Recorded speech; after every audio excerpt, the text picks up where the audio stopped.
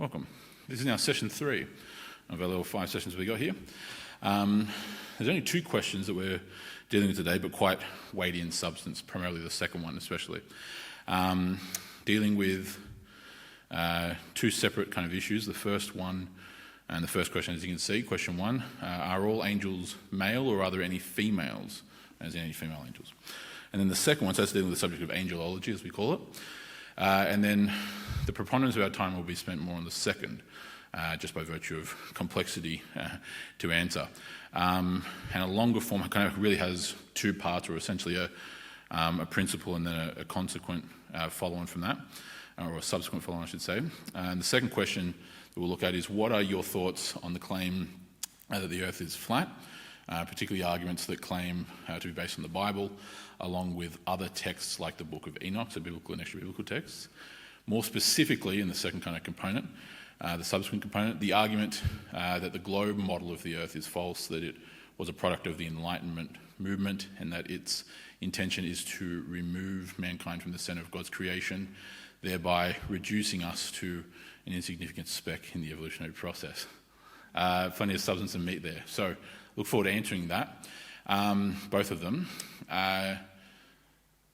Essentially, when it comes to the first question, it's really a matter of ontology as well as teleology, which will be good to look at. There's a straightforward answer, and then I'll explain why it's a fairly straightforward answer. I'll explain that as we get into it. Very good question. I'll explain that as we go through. And then the second question is, as I said, we'll spend the preponderance of our time in, because there's multiple layers there, as you can well tell. Part of the final caveat of the introduction is that when it comes to the second question, I will do the best to lay all the groundwork and give a more direct answer, as direct an answer to the question as I possibly can, without all the other components that would then be necessarily required for all the follow-on subjects. Because as is often the case when we talk about theology or any kind of complex subject, you begin one point of discussion, which then opens up 2 more, which then opens up 4 more, which opens up 8 more, right? And so there's a natural limit to how far we could take this kind of question, obviously, of answering that question. But then if this, and we discuss that, and then, well, at the same time that, and we discuss that, right? So I'll try and keep it as direct as I can to answer the question at the basis level as well as I can, right? So question 1, are all the angels male or are there any females? The short answer to that is, are all the angels male? Yes. Okay. Yes. And so are there any females? The answer is no. Now, the reason why we know that, I mentioned 2 words earlier, ontology and teleology, which means ontos meaning nature. So what is the nature of something? Us, the pews you're sitting on, the screen above you, the angels, whatever it happens to be, the ontology, the nature of something. And the telos, meaning the purpose or the goal. What is it for? So in other words, what is it, ontology, and what is it for? That's its teleology, right? Everything has that, okay? It's a fundamental aspect of what we call in philosophy metaphysics, right? It's the nature, specifically, as well as purpose, both that go hand in hand, okay? Let's address this on the human side to then be able to understand why the answer is pretty straightforward when it comes to the angelic beings, as we call them, right? The primary purpose of what in scientific terms would be referred to sexual dimorphism, in other words, 2 genders or 2 sexes, right, which we have, which the great multitude of, obviously, of the animals have. Not all animals have it, but vast majority do. But we, more importantly, do. So we have male and female, is for the purpose of reproduction, okay, or what we would more in technical terms, especially in the philosophical side, call generation. Okay, it's where we do get the word generation from, right? A generation of people. Okay, to generate something, to replicate it and bring another of the same thing into being. That's what generation really means. Hence why we say reproduce, right? Yes, it's a very interesting. Yeah, exactly. We don't often think of it that way. And so the purpose for us is obviously deeply ingrained with who we are. Okay, reproduction. It's an explicit part of the command that is given in the creation of Adam and Eve to be fruitful and multiply. That's command 1. And then, as a result of that, take dominion over the earth. Okay, to have dominion. Dominion from the Latin dominos, meaning lordship or rulership. Okay, so it's inherently tied to that fundamental 2-sided purpose of multiply, grow, be fruitful, and have dominion. Right? The angelic host, the angelic beings, of which there are different categories clearly in Scripture, that's a whole another complex subject, but it doesn't impinge upon what we're looking at here, do not have the same purpose that we do. Okay, so their telos, their teleology is not identical to ours. Right? We have a different reason for being or a purpose for our existence. Okay, the angels are nowhere given the command to be fruitful and to be fruitful and multiply and to take dominion. Okay, mankind is given that order. Okay, the angels have different orders. They are not. There's nowhere where they're explained to reproduce, to multiply. In fact, there's nothing that explicitly states that they even can by nature. And secondly, and moreover, they're not to take dominion over the earth. They are servants of God and ultimately servants of mankind. Okay? Even though they are, by comparison, almost incomprehensibly more powerful than we are, even though we see on the handful of times that we see various different classes of angelic beings feature in the Scriptures, which are rare, albeit considered to the grand volume of things, it is a fearful and otherwise terrifying experience in general, just even with an angel who is a sinless, righteous servant of God, right, who is there but to deliver a message. The power, the difference in power between us and them is gargantuan, right? Yet they are still not to take dominion, which is exactly one of the roots, well, not the only, but one of the root sins of paganism, right? Where the gods, who are demons, the fallen ones, right, the ones who rebelled against God, ruled over the nations. They were administered by God to assist and aid and guide the nations, no doubt. They were placed over certain regions. This is why we see this throughout certain elements in the Old Testament as well as the New.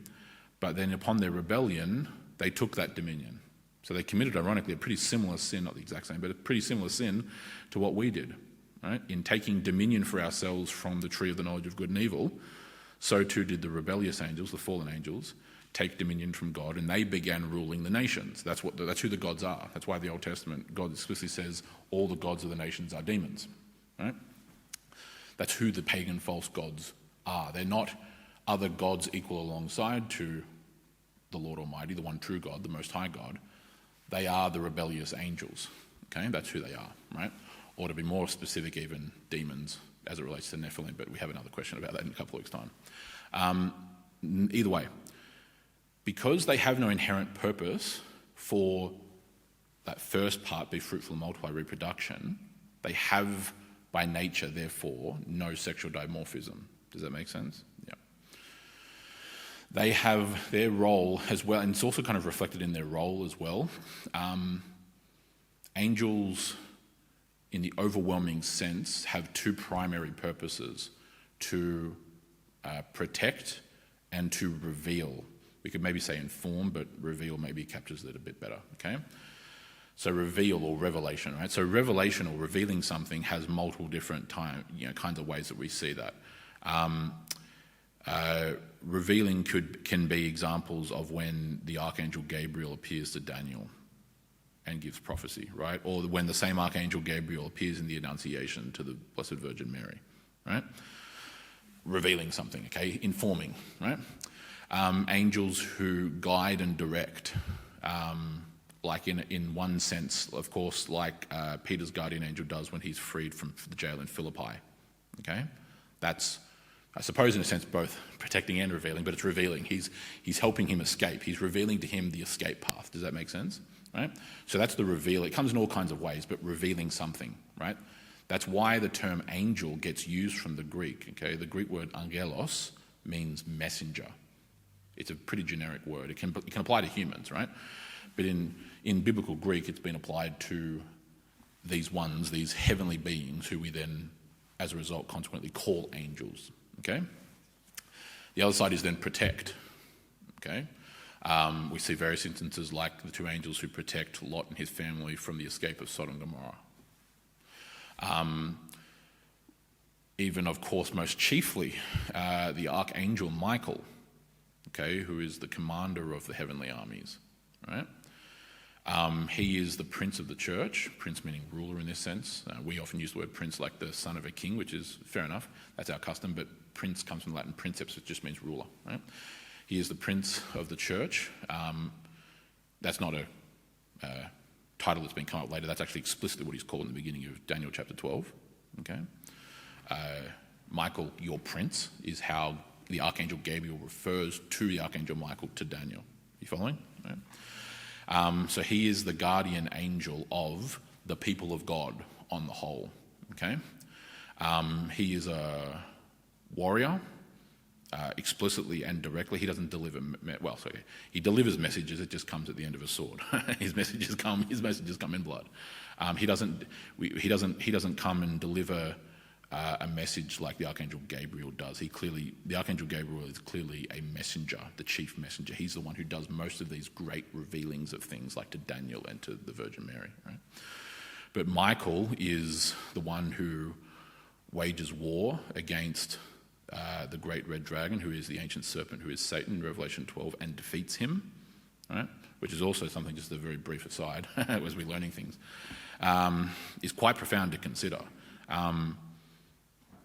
If we ever start to overestimate or overvalue the power of Satan, we should just politely remind ourselves that our Lord Jesus Christ, God incarnate, did not even need to enter that heavenly battlefield himself. He sent the archangel Michael to do it for him, and he defeats Satan. Right?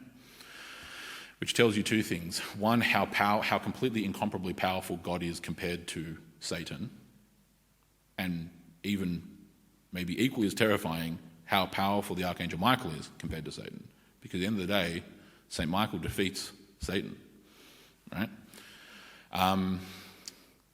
I've joked whenever I've talked about this subject with people before that, like, the angels commonly, when they appear, even ones that go unnamed, they always begin, do not fear, like, do not be afraid, because the person's usually like fainting and wetting themselves at the same time, and it's kind of just,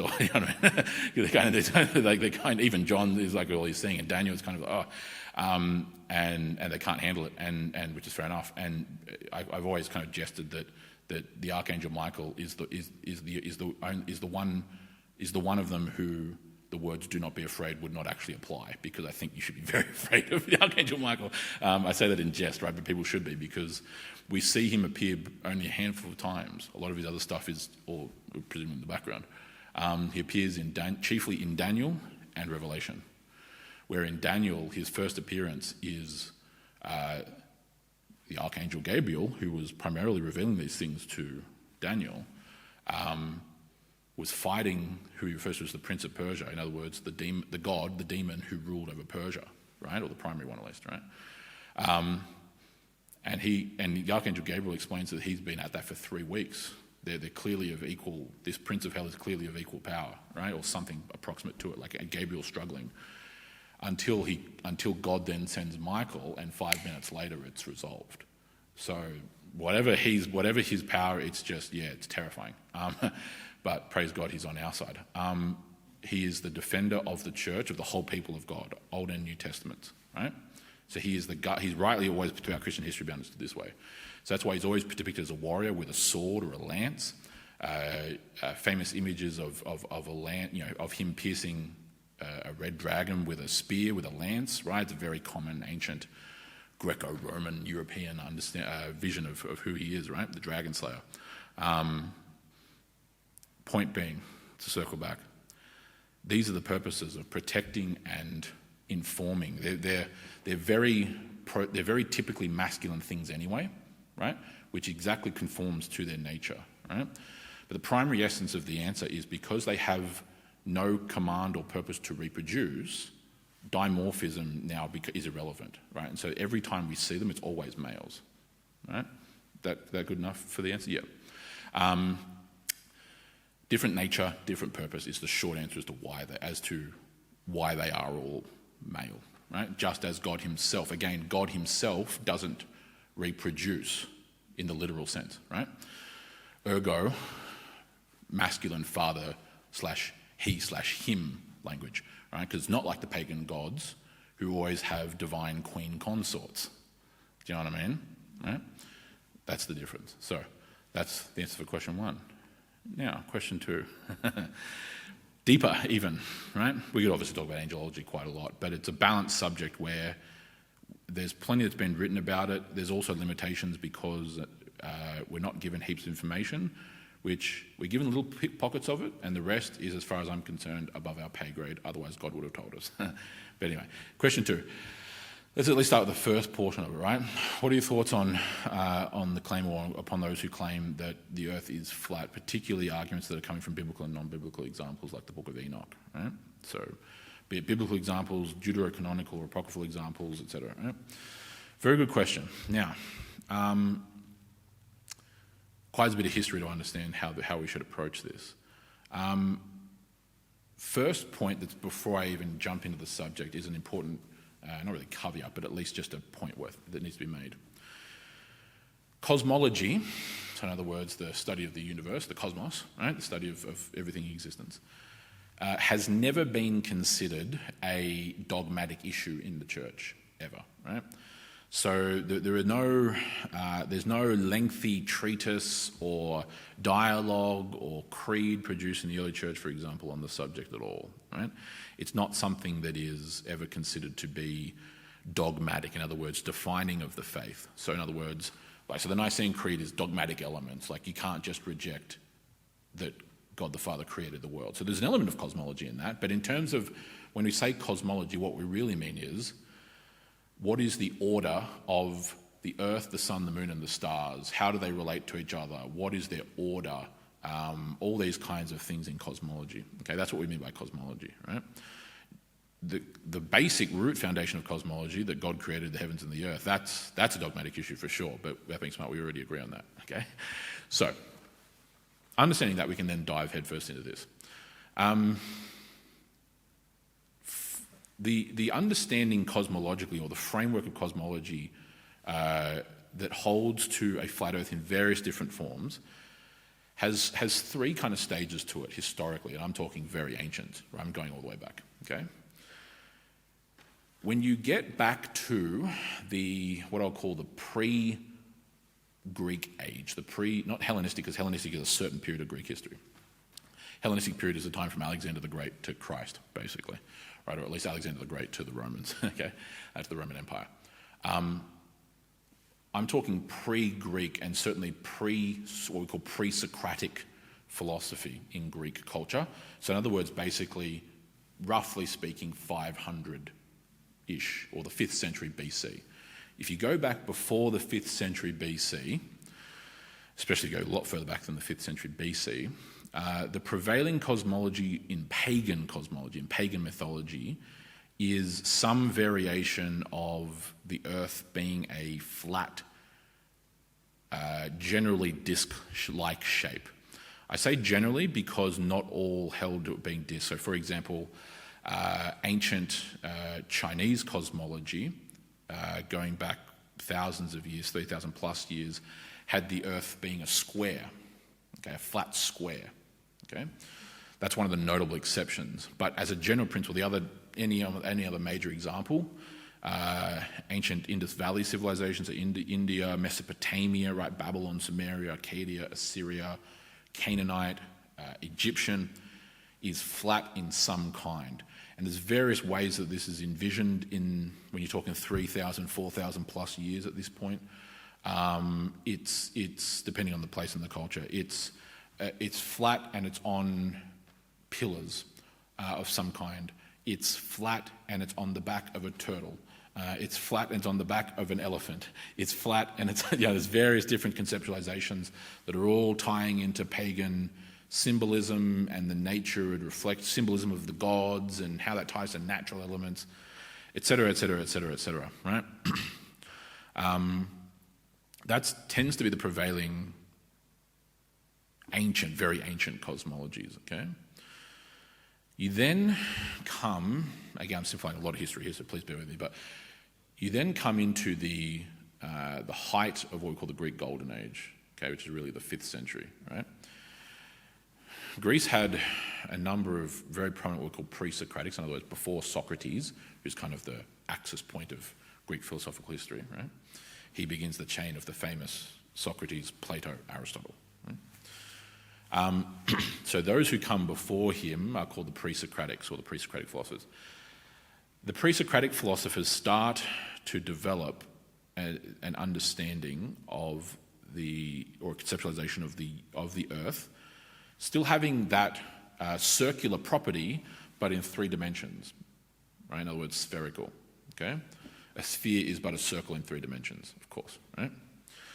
And they're developing it upon a pretty good logical basis, given the fact that a circle ultimately is just that, it's a 2-dimensional object. But we very clearly, and this is what the Greek philosophers are deeply pioneering, we clearly exist in a 3-dimensional world. Like we ourselves are 3-dimensional. Everything around us that we're looking at here right now is 3-dimensional, right? And so a disc-like shape, a circular disc-like shape, is holding the earth in that vision or that architecture to be in 2 dimensions by nature, right? After all, as I said, because a sphere is but a circle in 3 dimensions. The big thing, though, and this is where it really starts to get into the more pragmatic reasons as to how or why this developed, more importantly why, is that the 2 earliest civilizations who start to develop the understanding that the earth is a sphere, not just merely a flat circular disc, are the Phoenicians and the Greeks, who are by far, beyond any comparison, the greatest and most expansive seafaring peoples or cultures in the ancient world. Okay? Why on earth is that important? Because when you travel short distances, the sphericity of the earth, in other words, the earth being a sphere, is nigh impossible to actually perceive, generally speaking, right? We have elevations in mountains and valleys, but in terms of what shape is this thing we're on called the earth, which we can traverse over for countless months and even years, right? And never reach the end of, seemingly, right? When you're at those shorter distances, the sphericity of the earth is, as I said, nigh impossible to actually genuinely detect. Okay? There are ways and you can, but they're much more technical things which I'll mention in a minute. However, once you start traversing over great distances, significant distances, it actually becomes very apparent through observational data that the earth is indeed spherical and that there is a curvaceous nature to the surface of the earth, in other words, a curved surface, which is by nature what a sphere is. Okay? That's why it's absolutely no coincidence that the 2 greatest seafaring peoples who travelled further than anyone else in the ancient world, the Phoenicians and the Greeks, are the ones who then develop the sphericity of the earth and that understanding. Because they, more than anyone else, had traversed those greatest of distances, right? And we can see why that's the case, right? Abraham's journey in Genesis is considered to be a massive trip, like it's a huge journey by ancient standards, right? As he comes from Ur in the southern lands of the Chaldeans, right, the ancient Sumerians and Akkadians, right, the first oldest civilization in the world, and traverses across the fertile crescent of the Mesopotamia, right, Middle Potamos rivers, right, or seas, or the Tigris and the Euphrates, that whole journey from the land of the Chaldeans, ancient Babylonian land, over to Canaan is ultimately about, I'm rounding here, but about 1,000 kilometres, okay? We've got to do, 3 times that to get to Perth? How far it is from Sydney to Perth, do you know what I mean? Like, just our continent, like, people travel that now in a day, do you know what I mean? And more than that, people can travel, we can travel the entire half a way around the world from here to London, effectively, in 24-plus-ish hours of stopovers, right? So that distance is considered a huge distance in the ancient world, because by ancient standards, that is actually a huge distance. But 1,000 kilometres in the reality of a world that has a circumference of 40,000 kilometres, which we know for a fact it does, right? And I'll get into that in a minute, is not that much, right? In fact, it's 1/40th, okay? It's single-digit percentages, right? And so, however, the Greeks and the Phoenicians are sailing all over the Mediterranean. They're sailing way further. They're travelling way further.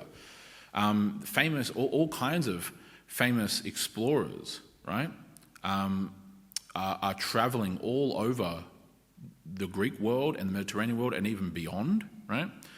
The name Britain, as in the island of Great Britain, comes from the Greek Pretaniki, okay, which has various different etymological meanings depending on who you ask, right?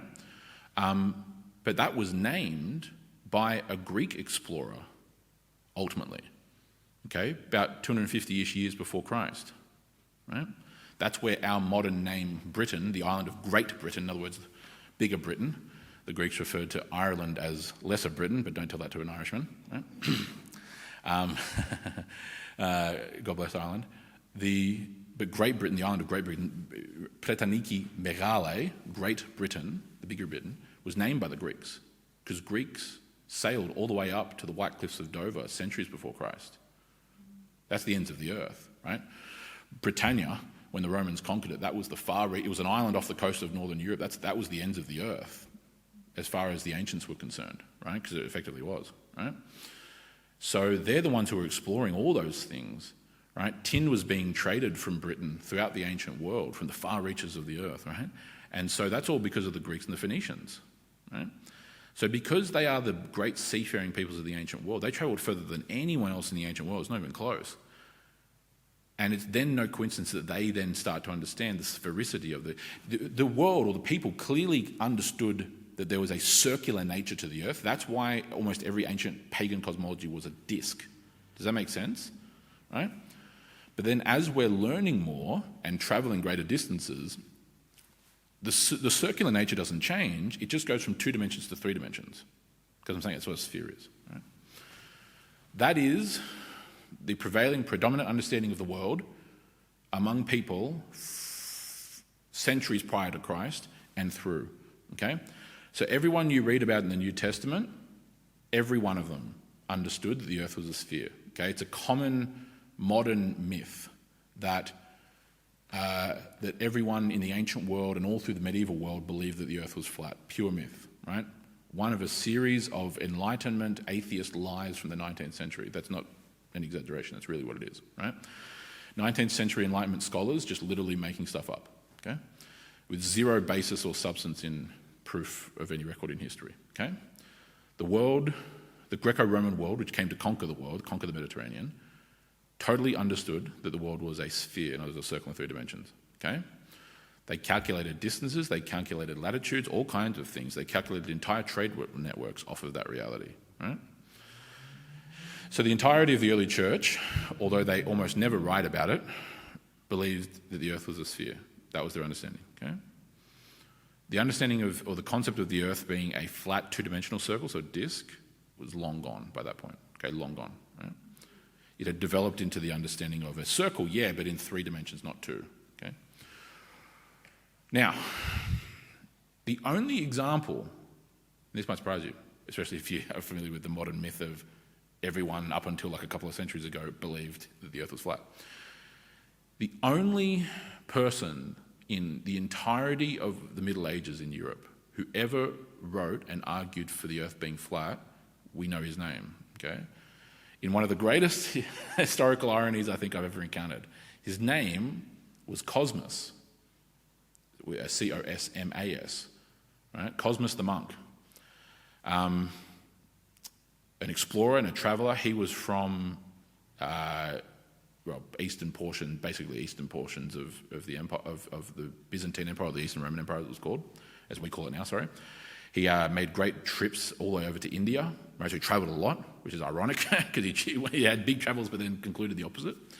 And I think primarily, well, a lot of scholars primarily think because he was influenced by Hindu, Indian, Vedic understandings, which still had an admixture of the old flat circular disk concept. Anyway, by the by, he writes a treatise arguing that the earth is flat. The reason why I say it's an ironic name is because Cosmos, K or C-O-S-M-A-S, is derived from the Greek word cosmos, meaning universe, so cosmology. Anyway, he writes a treatise that is universally rejected by everyone around him in his time. He lived in the 6th century AD. Sorry, I should have mentioned that.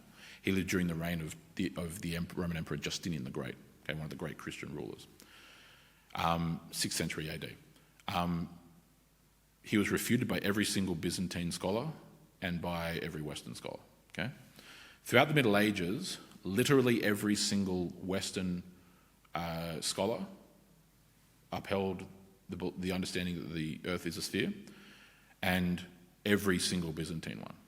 We don't have a single example in all of the Middle Ages of anyone other than Cosmas, the monk, having argued for anything other than a spherical earth. Following? Everyone. Okay? No debates. It was well understood. Observable data. So it wasn't just like hypothesizing. Like we knew, we could measure, all these things. And then, of course, European civilization, especially in the West, particularly in the West, becomes the bedrock of intellectual knowledge, the flourishing of what we call in the West scientia, science, knowledge, right? Because these kinds of areas were considered the domains, why the early church fathers basically never write about it. These subjects like this are not considered the purview of theology, of theologia. They are considered the purview of scientia, science, and philosophia, philosophy, right? That's where this kind of subject comes in. So the early church fathers don't write about it at all because they're dealing with theologia, theology, right? Then, in the 19th century, it's not until the 19th century AD, barely about 150, 200 years ago, that primarily, ironically, through the rise of 19th century New Age mysticism and occultism, the belief or the postulation of a flat earth comes back into vogue. Okay? It is through 19th century European mysticism and occultism, primarily. Okay? Because the great irony is that those groups believed that the spherical earth was but another corrupt dogmatic teaching of the Catholic Church. Okay, right? So that's where the connection, that's where the connection is coming in. And so then you get postulation, and you've got to remember too, is that there's a couple of things going on here. This is why history is so fluid and gets complex depending on what you're talking about. The great irony of that is the fact that this is the 19th century. This is one of the great heights of the imperial age, especially for us. Like, by the 19th century and the Victorian age, Britannia rules the waves, okay, without question. It's not just a super, it's a hyperpower. No one can challenge it, right? It possesses vast territories to the tune of, by the time you will get done with our victories in World War I, 36 million square kilometres, a quarter of the world's landmass, a quarter of the world's population on every inhabited continent of the earth, right? That begins with our victories in the Napoleonic over Napoleon in 1815. It's 100 years of the Pax Britannia, right? And we are traversing farther distances than anyone ever before, right? Seconded only by the Spanish and the Portuguese, okay? And to a lesser degree, the French and Dutch. Yet ironically, during that time, the idea of flat Earth comes kind of back into vogue, roaring back into vogue, and it becomes I do say vogue in a sense because it's a very what a salacious new concept, and challenging the authority and the teachings of the church. What I'm saying to you is what's ironic is that arguments, that's not what the argument is now. The argument for those who argue flat Earth now, if they are Christians, is that the sphere is this. Well, yes and no, not necessarily. They can hold to that view. It's not necessarily about intellect or anything else. It's a question of what information we do and don't uphold and value and believe. There are a number of reasons why one would read certain biblical texts describing various different elements. There's different ones we could go through, but that would hinder our time here. And then could come to a conclusion that the earth, or the biblical texts are describing something that we could rightly articulate as flat, how we're defining that, right? But flat, circular disc, that concept, as opposed to spherical, right? However, two things. One, the scriptures do describe cosmology, no doubt, but it's about our understanding of what that language means in context would be the primary issue, okay? We have a real problem at the moment, which is different than people have had before, right? It oscillates. At other times in history, people have had problems with being too heavy on the anagogical, or really actually the allegorical, I should say more specifically, the allegorical meanings of texts, okay? Scripture has multiple senses, okay? Allegory and literary being two of the biggest. There's really 4 in total, right? Allegory, as the name suggests, it's allegorical, okay? Now, there are times throughout Christian history where the allegory has been way too heavily emphasized to the neglect of the literal, okay? However, there have been other times when the literal has been so overemphasized to the neglect of the allegorical, and it fails to understand what we call the spiritual meaning or the spiritual sense, okay? Classic example of this is things in the Old Testament that are foreshadowing Christ, okay? We shouldn't just take that example from the Old Testament and go, what's purely allegorical. It's just giving a story about who Jesus would be, and therefore we decide that that figure or that event didn't happen in real history. That would be an error.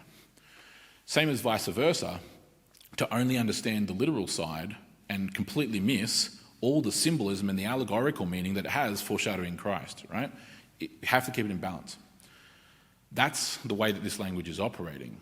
Okay, it's describing the grandeur of the world. It's describing it in terms that the ancients understood and the ancients were familiar with, all those kinds of things, right?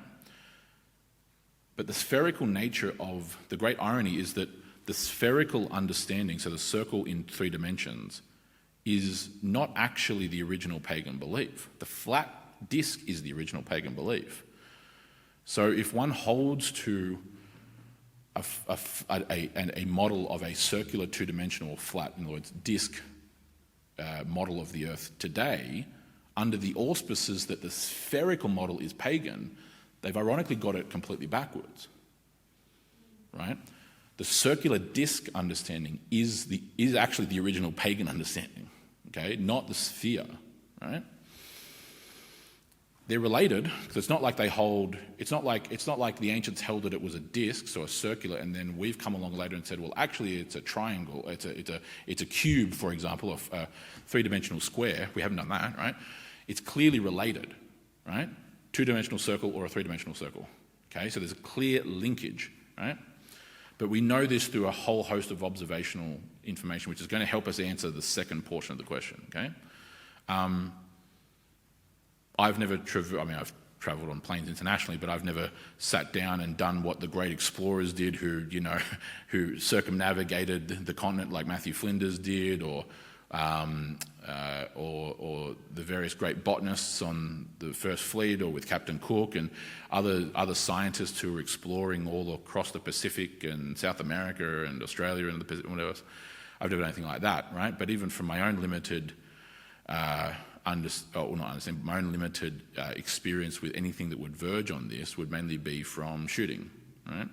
Once you start shooting to a certain distance, especially from at least probably 800, 900 metres, but certainly if you start getting beyond a kilometre, you have to start taking into account things like the Coriolis effect, which has to do with the rotation of the Earth, okay? So long story short, what it means is if we're in the southern hemisphere and I am shooting beyond 1,000 metres at least, certainly, the distance that's going to traverse for that bullet in flight is so, even though it's happening very quickly, obviously, even though it's happening quickly, it's such a great distance, or a noticeable distance, that the actual rotation of the Earth will be enough that you will actually miss, depending on which direction you're facing, okay? In the southern hemisphere, if I'm shooting to the north, it's going to rotate and I'm going to miss in one direction. If I'm facing south, it's going to miss another. But here's the interesting thing, right? If I'm shooting east or west, like directly east or west, I'm not going to miss left to right at that distance if I don't equate for it. What I'm going to miss is up and down. So I'm going to hit too high or I'm going to hit too low. Why? Because the Earth is rotating on that plane, right, east to west. Following? Okay. Why is that significant? The reason why that's significant is because that's only possible on a 3-dimensional circular sphere, okay? Geometrically, if we were on a 2-dimensional sphere, right, so a circle, sorry, 2-dimensional circle, a disc, where that disc is revolving around a central point, an epicenter, I would be missing in any direction left or right, but I wouldn't be missing up and down, because I can only be doing that in a straight line, which is what the Earth is doing if it's rotating as a sphere. That's my little exposure to this thing, right? I'm not a scientist, okay? But even I know that, right? And so you have to account for that. That's only possible when these great distances, no, it heads back to a significant distance again, at least by shooting standards. There is such a mountain of observational data, not theoretical, because what I'm about to get into, but observational data that is so abundantly clear. And the only way today, at least today, to hold, if one does, and you are allowed, you're able to, it's not a salvific issue, it's really not, right? That's what I said at the very beginning. But if one were to hold to what gets called flat Earth or a disk geometry of the Earth, right, a geology of the Earth, it's a belief today that is entirely built on cynicism, and there are plenty of times where cynicism is actually the correct response in life, but pure cynicism, that every single last person and organisation and institution, many of whom are enemies, are all completely disagreeing with each other, all completely agreeing with each other, and that every piece of observational data is being purposefully and intentionally corrupted, right? Okay, including among Christians. Sorry. Yeah. But there's another reality that's been missed. We've had spaceships go up and go around the Earth and do all sorts of things. Satellites and things, yeah, sure. So that puts an instant where he's crazy over. No, I know what you mean, yeah, exactly, yes. That's part of the observational data, exactly right, yeah. So our ability to enter low Earth orbit via satellite imagery or anything else, yeah. That's where it comes back to the cynicism aspect. So the counter-argument against that is that those images or those videos are doctored or fake, right? So that opens up another can of worms. But either way, the observational data when it comes to the sphericity of the Earth is concrete, and that's why we, especially not only us, but especially European peoples, right, have understood this for 2,500 years, right? We understood it in its pseudo form, because I'm saying to you, a disk is but a two-dimensional circle, a sphere is but a three-dimensional circle. So the grounding is still there. I'm saying it doesn't go from circle to cube. Right? That would make no sense. But it's dimensionality, and we live in a three-dimensional world. The Earth being three-dimensional is therefore completely congruous with that concept philosophically. That's the first aspect, okay? Totally get the arguments in terms of why they're made from certain aspects of the scriptures, but it's a failure to balance literal and allegorical, okay, and the way that this ancient language works in context, where no one in the scriptures is operating on the basis of scientia, of science, okay? That's a different discipline and field, related and must be informed is what I'm about to go to, theology and philosophy, right? The problem is we don't do that, which is going to help me answer this second part, right? So let's do that, okay? So the second part of the question basically is, more specifically, the argument that the globe model of the Earth is false, okay? So the sphere model, in other words, the globe model, that in other words, the globe model was a product of the Enlightenment in order to, with the intention of removing mankind from the centre of God's creation. It's now tying into more cosmological elements around Copernicanism, the works of Johannes Kepler, things in the 16th, 17th century regarding cosmological models of the solar system. Okay, so this is more flowing into. That's why I assume the questions are flowing into more of that. Okay, so let's start doing that. So, totally understand the belief, but I've already in part answered that. So part of it is the irony is that no, it's not. So the global model or the spherical model predates the Enlightenment by 2,000 years, more than 2,000 years. Okay. Centuries and centuries and centuries prior to Christ, it was already well understood, widely understood, and basically universally understood the Earth was a sphere. Okay, so that answers that question, right? Which is why the early church fathers don't talk about it, because it'd be like talking about the concept that water is wet. Okay, we already know that. They don't need some great treatise where you have a church council to figure out whether 1 + 1 = 2. Right? They already know it. Right? Which is also the same argument as to why when modern degenerates make arguments about, oh, well, Jesus never says that homosexuality is wrong. Yeah, because everyone already knew that. He didn't need to repeat the fact that the sun rises in the east. Okay? Anyway, so no, it's not. However, the question is actually touching on something that is actually very important to understanding some of these issues, is that The origins of the Enlightenment are a very complex question depending on who you ask. The reality is that a lot of the seeds unintentionally for the Enlightenment are sown in the Renaissance. Okay? The Reformation is a byproduct of the Renaissance, no question. But there are actually multiple things that are byproducts of the Renaissance. Okay? The Reformation is a byproduct of the Renaissance. The Roman Counter-Reformation is a byproduct of the Reformation, hence the name Counter-Reformation. The Counter-Reformation, and the Renaissance in its original forms through the 14th, 15th, and a little bit into the 16th centuries, also plants seeds that then arise in the Enlightenment. There's multiple. History's not some nice little neat thing. There's multiple streams often that feed into this. What am I talking about? Okay, because this will help answer some of this. The Renaissance was primarily a movement, again, through the 1300s, 1400s into early 1500s, right? A period of about 250 years, approximately speaking. Beginning in Italy, especially places like Florence, Milan, Genoa, Venice, right, but especially Florence, where many of the great famous names in the Renaissance, polymaths and figures that you will know of, Michelangelo, Da Vinci, Raphael, et cetera, come from, okay?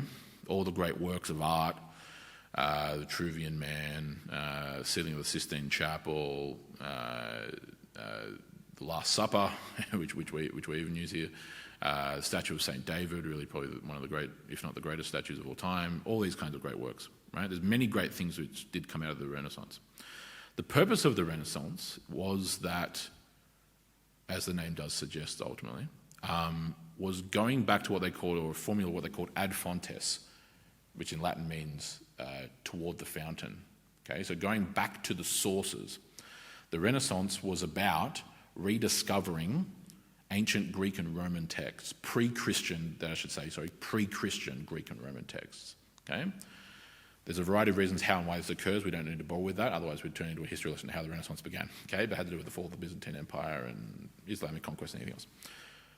From that, European scholars, the scholastics and others, are now heavily reading pre-Greek, pre-Roman sources.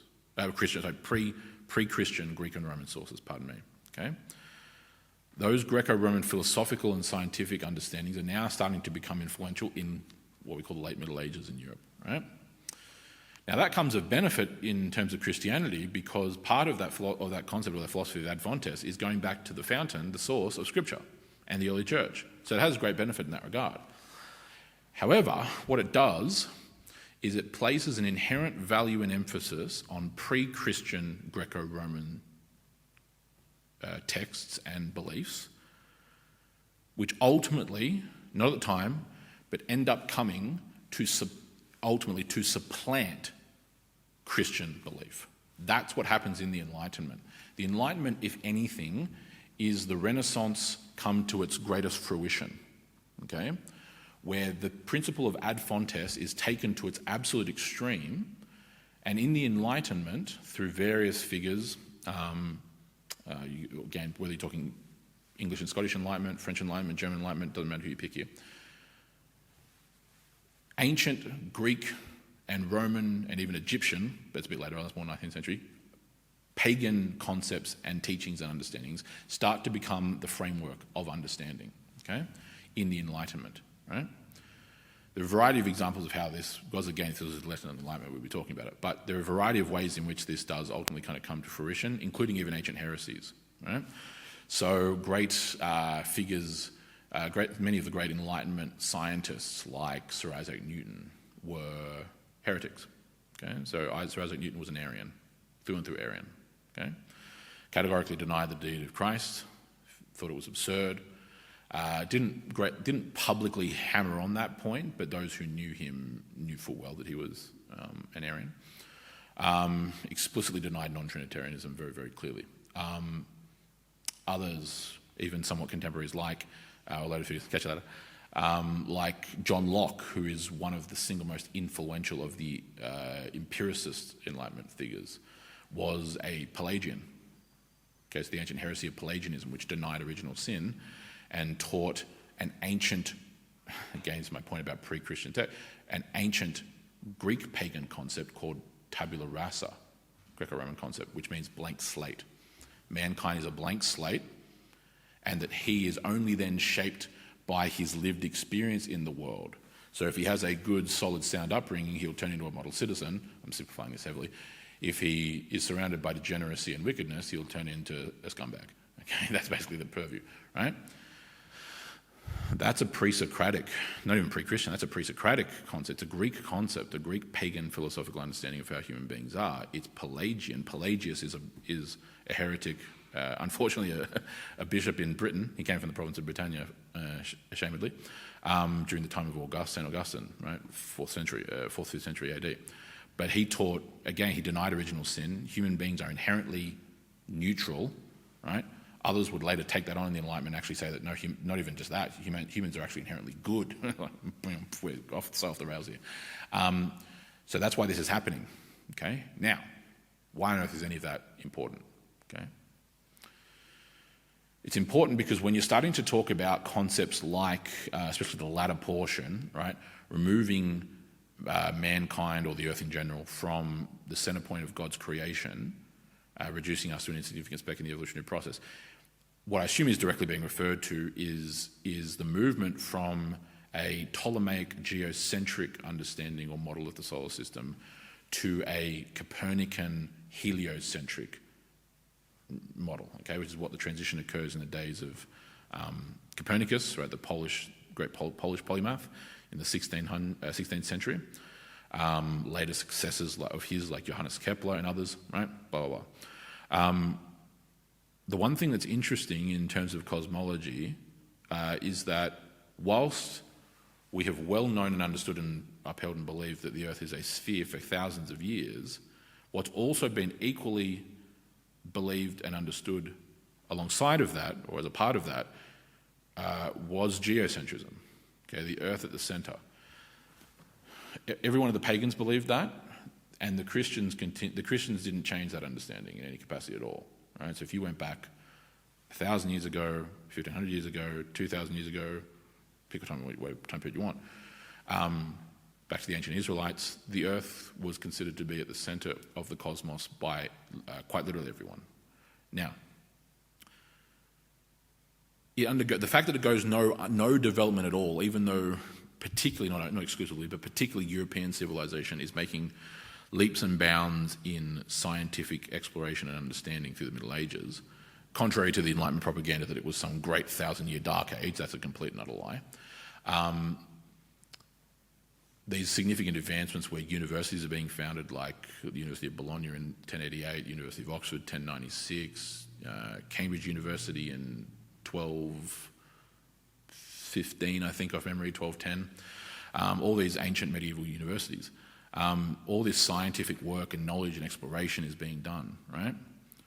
At no point is there any impetus at all to ever revise the geocentric understanding, particularly coming from Ptolemy, okay? Ptolemy was the great astronomer, Greco-Egyptian astronomer in 2nd century AD or centuries after Christ, right?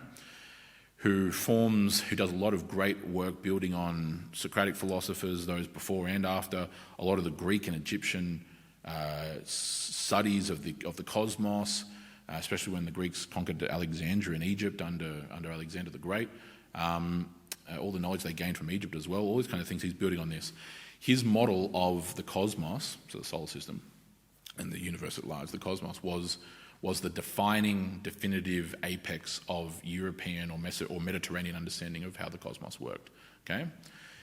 It always provided problems, however, because there were really weird phenomenons that we were observing, like the retrograde of the planets, so the retrograde motion of Mars, which is basically where, or you're trying to do it from your perspective, Mars is traversing across the sky, and then for a period of about two and a half months ultimately, it appears to move backwards and then move forwards again, and it continues on its journey. Okay, it's called the retrograde motion of the planets, and Mars is the most obvious because it's the closest to us. Happens every couple of years, every 2.5 years roughly. I've tracked the retrograde motion of Mars a number of times. Did it last year when it happened from basically December 2024 to February 2025. And so we're going, what on earth's going on? And so Ptolemy comes up with all kinds of systems to explain this around epicycles. I won't bore you with that. And it just doesn't kind of work. One problem opens another problem, opens another problem, and another problem. As we're increasing knowledge and stuff like this, and as debates are going around, then arises Copernicus in the 16th century, where, not based on observational data because you can't really observe it per se, but in order to try and solve some of the problems that existed in the Ptolemaic model, he theorizes, well, what if we place the sun at the center? How does that then fit with our observational data? Keeping in mind this is pre-telescope, right? This is how brilliant these guys are throughout history. They're just literally looking up in the skies and they're tracking and charting, and they don't have gigantic telescopes where you can see things, right? So celestial bodies like Uranus are not known to exist yet, right? You can't see it with the naked eye. And he then builds his model, which becomes known as the Copernican model, or what's called heliocentrism, helios being the Greek name for the sun, right? As opposed to geocentrism, the Earth, causes gigantic scandal, of course, during this time, right when the Reformation's going on. So to give a somewhat of an olive branch, the Roman Church is dealing with both the Reformation on one front and the Copernican Revolution on the other. I say that tongue-in-cheek. You've then got other really equally prolific and talented polymaths coming at the tail end of the Enlightenment, like Danish astronomers and polymaths, Tycho Brahe, who proposes a competing model, which is basically a synthesis between Copernicus's heliocentrism and Ptolemy's geocentrism. Very interesting system where the Earth is still at the center, but the Moon and the Sun actually orbit the Earth, and then the planets or the celestial bodies orbit the Sun. So it's a hybrid. This is the kind of work that's going on, right? The Enlightenment, and this is why I'm going through all this effort to try and explain this as long-winded as this might seem, right? The one thing that's extremely important for every Christian to understand, this could go beyond this subject, but it's still definitely related to this subject, okay? We live in the age of the Enlightenment. You can't understand the modern world at all in any capacity without understanding that, okay? Everything from economics to politics to religion to moral issues like civic ethics, in other words, everything in between, okay? On any subject you can imagine is entirely, deeply, profoundly, from top to bottom, left to right, inside and out, informed through the lens of the Enlightenment, okay? Exhaustively so, might I add, okay? It's why, like I said, the average punter has this weird understanding that the Middle Ages were this dark, barbaric time of superstition, even though you can jump on a plane, as many people do, to the tune of tens of millions every year, and go and visit the greatest architecture in the world in the form of these cathedrals that were supposedly built by these backwood peasants, right? And all these kinds of things.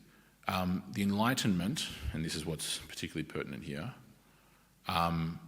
informs everything now, okay? One of the, modern atheism and secularism is a direct byproduct of that, primarily between the tug-of-war that happens in the Enlightenment between its two primary schools called rationalism and empiricism. In 25 words or less, rationalism believes that our mind internally can understand concepts and that we can hold to certain logical presumptions, what's called a priori, in other words, before the fact. The empiricists, these are examples, René Descartes, who was the founder of rationalism, right? So that's where we get the word Cartesian from, right? Cartesian philosophy. I think, therefore I am. That's René Descartes. Baruch Spinoza, Gottfried Leibniz, many of the great rationalists, prominent rationalist philosophers. The empiricism, or the empiricist school, really founded by John Locke, many other prominent figures as well, like David Hume, the Scottish Enlightenment, others later on, believe that only that which we can learn through our empirical senses, taste, touch, sight, is how we can know anything. That's exactly why John Locke believed in tabula rasa, by the way. That's why he's a Pelagian, because the concept of any internal blemish before the fact, that would be more in line with rationalism, right? He's an empiricist. Empiricism becomes deeply informative in many of the natural sciences, okay? So that's why Charles Darwin was a prominent empiricist, for example, as he's developing his Origin of the Species work and the evolutionary biology, foundations of evolutionary biology. Rationalism becomes deeply informative in the abstract for obvious reasons, because it's all based on human rationality, particularly and especially mathematics. Only reason for me explaining that, other than to bore you, is the fact that when it comes to these subjects, like especially cosmology, which always, from a historical perspective, was always more of that empirical side. It was always more observational, right? Astronomers or astrologers in the ancient world, that's the same thing, right? Up until we have a modern distinction between them, right? But astronomy or astrology, if you were an astronomer or an astrologer, a magi, like the Babylonians would call them, you're looking up, you're actually seeing it with your own eyes. It's all observational data from the observer's perspective, okay? And that's because the universe, and that's exactly why the Earth is at the centre, because from our perspective, everything literally revolves around us, okay? We are literally the centre of the universe from an observer perspective. And that should not be discounted, by the way. That's an important detail. But as we've developed over the last 100 years, especially, but the last 150 years, 100 to 150 years, a lot of these subjects, like cosmology, have shifted from a primarily experimental observational basis to the realm of theoretical mathematics, particularly in regards to theoretical physics. Okay? And so a lot of things that when we start talking about things, it's why there's this very presumptive language that gets used, right? Such and such a celestial body, be it it could be a red dwarf, it could be a supernova, it could be anything else, or whatever it is, gets observed through one of our advanced telescopes, be they terrestrial or be they satellite, right? And the language that's then used from that point onward is, we know this, we know that, we know this, we know this, we know that, right? The reality of what we do know, right, we're kind of throwing out language in the way that the scientific community today talks, is presumptive at best, hubristic at worst. This is my theological and philosophical view of it. The reason why I say this is because we know that 1 + 1 = 2. We know that that the sun rises in the east. We know that right now I'm wearing a black suit, right? The idea that we equally know how many stars are in this particular system that we've just discovered, or what its mass is, or we don't know that like we know the water is wet. We theorize based on very complex theoretical mathematics that this is what it probably should be if our modelling is correct, which is a far cry from the way that we often use the word "we know," which is why the modern secular scientist will also just lob out there that we know that God doesn't exist. You see my point? Okay. The presumptive arrogance of the Enlightenment is equally informative to our current world. Just like the experts, self-professed, 5 years ago, knew that if we didn't do this, and this, we'd all die. And as it then turned out, of course, it didn't happen, right? The presumptive arrogance of the modern age cannot be possibly overstated, right? In modern cosmology, and to a lesser degree things like astrophysics, which is a bit different field, but cosmology for sure, there is absolutely a decided concerted effort and premise behind everything that gets done that, say things like heliocentrism, are central to the understanding that there is no God and that we are insignificant, as the wording of that question suggests. That's not a commentary on what the best cosmological model of the solar system is or should be. I'm not necessarily opining on that. That's a whole different subject, right? But I'm just simply explaining that the way that these things work cannot just be completely separated, right? The greatest folly of the modern age is that scientists or experts in whatever field are these totally neutral, objective, completely unbiased robots who just analyze raw data, come to perfectly objective understandings through totally unbiased analyses. It's hogwash. It's complete rubbish, okay? Every human being is influenced, spiritually and otherwise. They have temptations, they have faults, they have flaws, and the scientific community at large has totally forgotten that concept. That's just a fact. For anyone who has any exposure to that world, it's so blindingly obvious from a Christian perspective, right? And so the presumptive arrogance that gets played out in that is replete. This question, although it's directly relating to flat Earth, and that concept, is that coming from the Enlightenment? No. No, it's not. Christians have understood that for thousands of years, okay? And even non-Christians, even pagans, right? Well understood that the circular nature of the Earth is three-dimensional, okay? Spherical, in other words. The sphericity of the Earth has been well understood for thousands of years. It has nothing to do with the Enlightenment.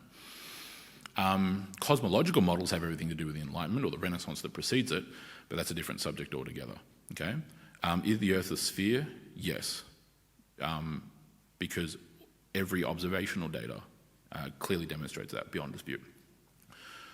Best models of the cosmos, how we understand the movements of the planets, the planetes, the wanderers, as it says in Greek, how we understand the distances between celestial bodies, the fixed stars, all kinds of things like this. That's a much more complex question that definitely feeds into the Enlightenment, but that's different from what I think the question's kind of tying onto purview-wise. So, I can do follow-up, but is that enough of an answer, or do you have any back and forth?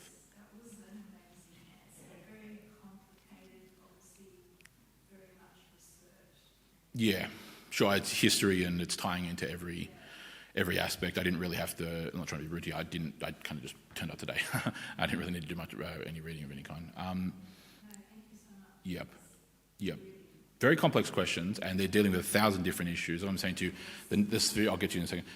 The shape of the Earth versus cosmological models are obviously related, but they are two different questions at the end of the day that are much more complex, especially when we're talking about the latter. But if that's dealt with it, yeah. Basic understanding is the spherical nature has nothing to do with the Enlightenment, doesn't have anything to do with the Renaissance. If you went back 1,000 years ago, every one of your ancestors totally understood that the Earth was a sphere. Okay? And 2,000 years ago, they understood that too. Right? So the flat Earth concept is actually the oldest pagan concept, right? Which is ironic. So, anyway, yep. Yes? Could you just clarify a bit about Copernicus and Yeah.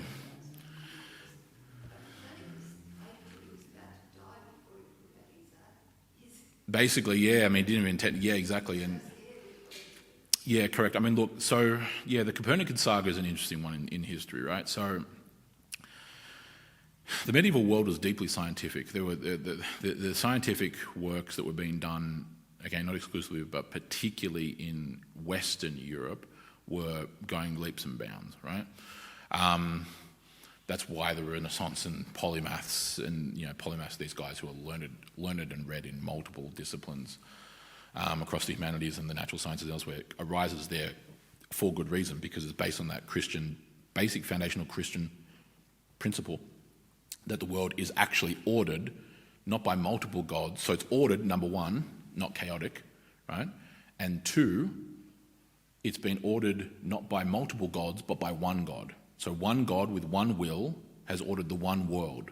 Does that make sense? So it's unilateral. That's why the sciences flourish under Christian civilization, under Christendom, for that reason. And so you then get to the 16th century, right? It's basically the tail. The Renaissance kind of trails into early to mid 1500s with figures, like I said, with Michelangelo and Raphael and others. And then it moves really into the Reformation. He, as in Copernicus, Polish polymath, very brilliant guy, no doubt, is living throughout the 16th century, so those 1500s, okay? And as I mentioned in passing earlier, he's trying to resolve the litany of problems that still exist in the Ptolemaic model, okay? Ptolemy's ancient model this is the Greek one, yeah, this is the Greek/Egyptian understanding, yeah, exactly, right? That the Mediterranean world and European world held to, right? Of what we call Ptolemaic geocentrism, geo at the earth at the centre, right? Everyone had always held to geocentrism. That wasn't up for question really until Copernicus.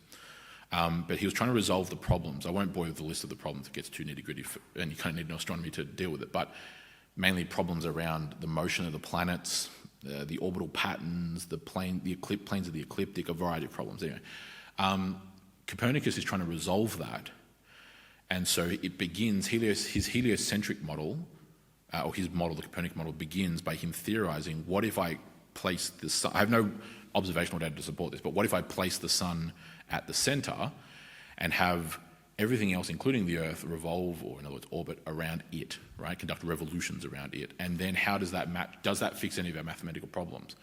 And it did fix a number of mathematical problems, not all, but a number of them, certainly more than Ptolemy's model did, right? It did away with a lot of the complexities that Ptolemy had to try and come up with, things called epicycles, which is basically the Ptolemaic view that as the planets are orbiting the Earth, they themselves have their own little mini orbit that they do around what's called a barycenter. Think of like a middle point, to explain the retrograde motion of the planets, and because otherwise you have to basically believe that the planet goes forward and then for no reason at all it starts going backwards, and then for no reason at all again it starts going forward. That's what it looks like it does. If you ever watch and track the retrograde motion of the planets, especially Mars, which is the most obvious, you will watch it, again tracking across every night, you will watch it go across the sky, you will then watch it zig back, and then you'll watch it continue on, right? It's a fascinating astronomical observation. The planet literally looks like it starts moving backwards. However, that's due to orbital planes, not because it's actually literally moving backwards. But anyway, Copernicus is fixing that, right? You've already got Galileo, who's operating in and around that time, back and forth. Galileo kind of comes a little bit after, obviously, and he starts making the first telescopic observations, because the telescope is invented during Galileo's time, right? Which is leaps and bounds above that. So Galileo kind of comes after that fact, right? But there were other contemporaries, other equally great, equally brilliant polymaths and astronomers during Copernicus's time. Europe is not desperate for brilliant academics and scholars. It's just filled with them during the 16th century. A number of them were the reformers in the church's context. But long story short, the problem that Europe had with Copernicus's model and suggestions, if you get yourself out of Enlightenment propaganda and just view it objectively, is a fairly reasonable point of contention. Okay, Copernicus isn't just suggesting that like maybe the best flavour of ice cream is actually strawberry, not chocolate. Okay, he's making a literally world-altering claim here, right? Rightly or wrongly, that the sun is actually at the centre, not the Earth, and that changes the way that humanity has understood its place in the cosmos since the very dawn of writing. Okay, it's not just a minor thing; it's literally a world-altering theorization that he makes, and it is theoretical because he has no observational data at all. That the sun, he's trying to fix Ptolemy's problems, which were real problems, right? That plenty of other great scholars before his time, in the 1,000 or more than that, 1,200, 1,300-ish years between Ptolemy and Copernicus, had attempted to try and resolve as well, right? His works were banned to a degree. Weren't completely and utterly banned necessarily. They were allowed to be read by certain peoples. You basically had to have a kind, not literally, but a kind of license to read it effectively, so that it wasn't just random peasants in the days of the printing press picking up Copernicus's work and just having no working knowledge of astronomy, no meaningful understanding of what on earth they're reading, and just taking Copernicus's word because Copernicus said so, because this smart guy said so, right? That would be a problem. But nevertheless, his work is effectively outlawed and his work condemned, right? Again, rightly or wrongly. His work is also rejected by his peers. So when I say it's not just the church, every other great astronomer in Europe at the time also disagrees with him, right? Chiefly, the official astronomer of the Holy Roman Empire, who is a Danish astronomer named Tycho Brahe, who I mentioned earlier. Okay? Tycho Brahe, T-Y-C-H-O, Tycho, or Tycho we'd say in English, Tycho. Brahe, B-R-A-H-E, that's our anglicised version of his Danish name, right? Polymath, equally as great in astronomy as Copernicus was, right? And as many, again, as I was saying, Europe's not short of great intellectuals and academics in this age. He is also working on, he's already trying to work on fixing the problems of the Ptolemaic system, as any major astronomer was during that time, right? Trying to constantly learn and make innovations if they could, right? And he comes up with what we call now the Tychonic model, which is a geo-heliocentric model. It's like a hybrid between Ptolemy and Copernicus, right? it takes the tidiness, the comparative or relative geometric symmetry and harmony of the Copernican model, which is primarily what he was fixing from Ptolemy, because his system ended up being a dumpster fire by the time he added everything else on, and combining it with the observational data of Ptolemy, that the sun and the moon and the planets are revolving around us, that the stars are fixed in the background in the heavens, right? Various other things like this. The retrograde motion of the planets explains all that, right? So it's a hybrid between the best of Copernicus and the best of Ptolemy is basically what he's doing there. That's his intention, at least. And the Tychonic model actually becomes the official understanding for 150 years, okay? Because Copernicus's work is rejected. Ultimately, by the end of the 1500s, it's rejected. Certainly from about, Tycho Brahe publishes his first work in 1588, off memory. Johannes Kepler, so Kepler was actually a student of Brahe. Brahe actually dies before he completes the final portions of his work, so Kepler kind of picks up the torch and carry on. Well, picks up the torch and carry on would be a generous thing. He kind of actually steals Brahe's work, but anyway, I won't bore you with that. Kepler actually ends up agreeing and siding ultimately with Copernicus and starts developing things like along the Copernican lines, not his own master's teachings. But the Tychonic model becomes the model for 150 years, basically until Galileo and some of the observations in the mid-1700s. So if you went back 400 years from this time, back to 1625, and asked someone in an academic sense about their cosmological model, they would give you Tycho Brahe's model.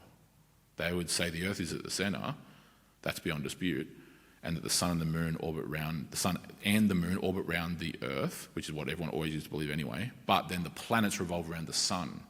That's why it's called geo-heliocentric. It's very interesting stuff. Anyway,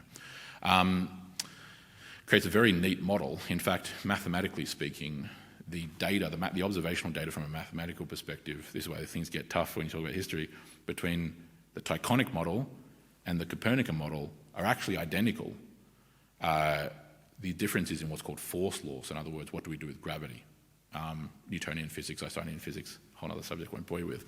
But yeah, Galileo comes along right at the time of the 17th century, to finalise your question, when the telescope is invented. Okay, the modern telescope, that is, right, is invented. And he starts making major discoveries as this is kind of all going on here, in and around this whole time cluster or period of this whole age.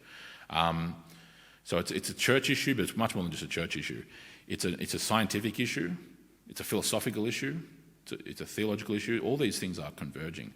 And this is my problem with modern science. It's my big problem. My problem's not with science, my problem's with modern science, Enlightenment science. Is that Enlightenment science has, which is exactly what happened in the Enlightenment, completely ripped apart and untethered science from philosophy and theology, okay? Whereas we didn't used to do that, right? At the end of the day, the Enlightenment, the fundamental sin of the Enlightenment, right, as history will testify to, is detaching human reason from divine revelation. Does that make sense? Detaching human reason from divine revelation. They didn't abandon. Well, no, not necessarily throw it out. That's the thing. They don't start off by great question, totally great question. They don't start off by throwing out divine revelation, but by decoupling it, right? Because human reason was informed by divine revelation, right? Both the written word and the material world, okay? So in other words, God's will and God's commands were informative of our human reason, okay? It kept it in bounds, it kept it in check, right? Which is good, that's a totally Christian concept. The Enlightenment decoupled them. It didn't do away with it, right? So people didn't just all of a sudden start becoming atheists in the 1600s when the Enlightenment really begins, right? They start becoming atheists in the 1800s, 200 years later, once it started to come to fruition. That's when they start becoming atheists, at least en masse, right? And definitely into the 20th century, okay? So the 1900s, that's when atheism goes to the roof. But by decoupling that, now human reason was the centre of how we think and understand everything around us.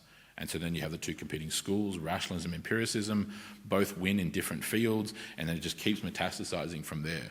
But the cardinal sin, the original sin of the Enlightenment, right, so-called Enlightenment, as it called itself, right, because the whole concept was, that's where the Dark Age thing comes from. We are exiting the Dark Age of the Church and Christianity, and we're entering a new enlightened age of human reason.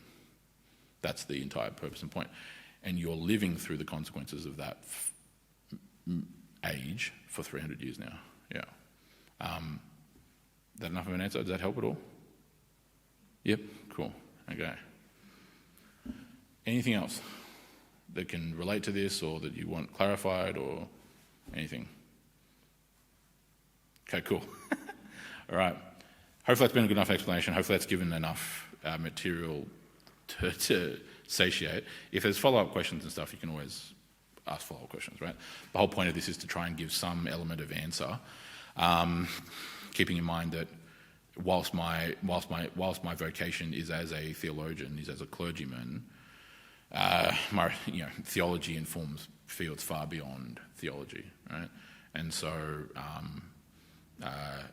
trying to tie in other elements of my academic background, hopefully that gives you enough of a good enough answer. Yeah, many more complexities that could come from those questions, but at least in the basic sense, that's hopefully given you the foundational answer, right?